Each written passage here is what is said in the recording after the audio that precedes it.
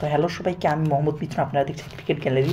তো MCB test series শুরু হয়ে যাবে সামনে, আর মাত্র 2 দিনের মতোই আছে। সো এমসিবি যেহেতু টেস্ট সিরিজ করছে, 5টা মাস পরে টেস্ট সিরিজ করবে, অ্যান্ড টেস্ট সিরিজটা এই লাল বল ক্রিকেটেই হবে, লাল বললে। সো ওরা 5 মাস পর টেস্ট সিরিজ করছে। সো আমাদের প্রশ্নই উঠবে যে টেস্ট সিরিজ কার সাথে করছে। সো তারা সাউথ আফ্রিকার সাথে টেস্ট সিরিজ করছে। 5 মাস পর এসে সাউথ আফ্রিকার সাথে টেস্ট সিরিজ করছে, নট চোখ।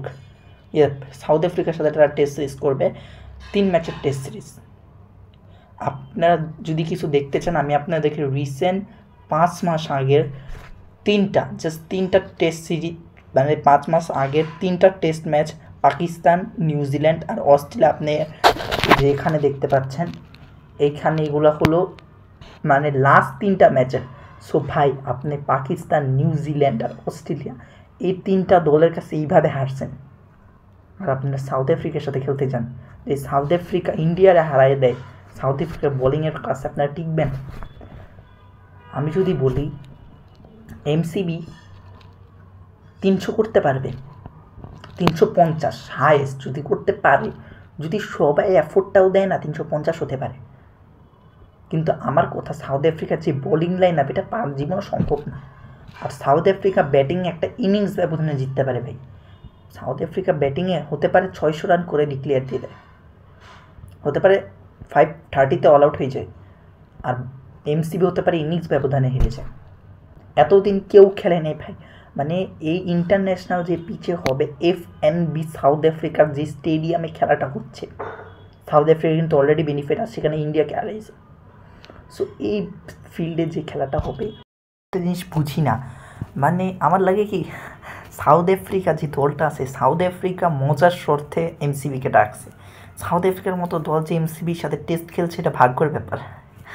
মানে সাউথ আফ্রিকা এখন current the first best test cricket team, যেখানে এমসিবির সাথে ভাই তুলনা হবে।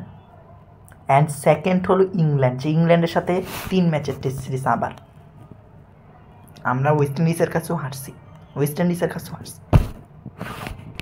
ইংল্যান্ডের টেস্ট সিরিজ হিসেবে আমি যেটা বলবো, তো ইংল্যান্ডে আমরা জানি জোফ্রে আর্চার আছে, অ্যান্ডারসন আছে, এগুলোর থেকে আমরা অনেকবার বিট খাইছে। বাট আরান ভালো খেলছে, রাদি ভালো খেলছে। এই জিনিসটা তো মানে লর্ডসের ফিল্ডে ছিল, আল্লাহ জানে সাল্লেম প্রথম ফিল্ডে তোমরা কি একটা লাড্ডু মারো এত, আবার 5 মাস পর।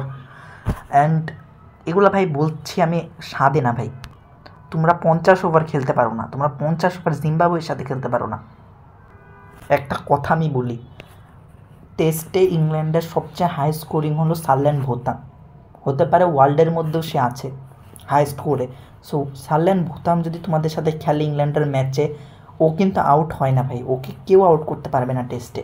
ও টেস্ট প্লেয়ার একটা, ওকে আউট করা ইম্পসিবল কয়। তো ও বলতে পারেন 300 রান একাই করে ডিক্লেয়ার দিয়ে দিবে, লজ্জারা তখন তোমরা পাবা।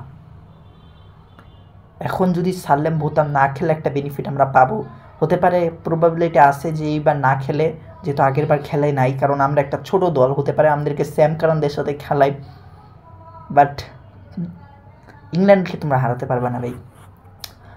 আমি জানি না তোমরা কী করবা, বেস্ট উইশেস তোমাদের জন্যে, দেখি কী করতে পারো।